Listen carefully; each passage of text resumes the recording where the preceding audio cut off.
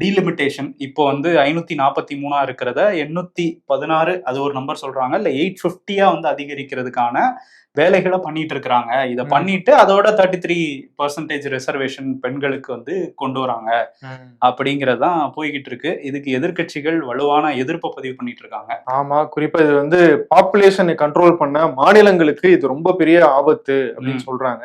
இவன் தான் வந்து இப்ப இருக்கிற அதே பெர்சன்டேஜ் தான் நாங்க உயர்த்த போறோம் அப்படின்னு பாஜக தரப்புல சொல்றாங்க. ஆனா அப்படி உயர்த்திட்டு திரும்ப சென்சஸ் மூலமாக ஒரு பாப்புலேஷன் மாறும் இல்லையா, அதை வச்சு திரும்பி பின்னாடி குறைப்பாங்க அப்படிங்கிற குற்றச்சாட்டை இங்க இருக்கிற எதிர்கட்சிகள் எல்லாம் வைக்கிறாங்க. 850 வரையும் கொண்டு போயிட்டு 816 இதான் இருக்குமா, அப்படி அப்படியே குறைச்சிருவாங்க. இப்ப தமிழ்நாட்டுக்கு 39 சீட் இருக்கு, அது 49ஆக ஃபார் எக்ஸாம்பிள் உயர்த்துவாங்க. சரி, நம்மளும் உயர்ந்திருக்கு, நம்ம உத்தரப்பிரதேசத்துக்கும் உயர்ந்திருக்கு, அதனால வந்து ஒன்னும் பிரச்சனை இல்லைன்னு நம்ம நினைப்போம். ஆனா சென்சஸ் முடிஞ்சதுக்கு பிறகு நமக்கு 49ல இருந்து 43ஆக குறைய வாய்ப்பு இருக்கு.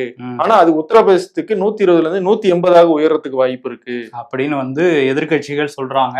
இப்ப இதுல இன்னொரு சிக்கல் என்ன அப்படின்னா, இப்ப அண்ணாமலை சொல்றாரு என்னன்னா 50% எல்லா ஸ்டேட்டுக்குமே ஏறும், கிட்டத்தட்ட 1.5 டைம்ஸ் வந்து ஏறுங்கிற மாதிரி அவர் சொல்றாரு. இப்ப 39 அப்படின்னா தமிழ்நாட்டுக்கு அப்ப 59 வரும்.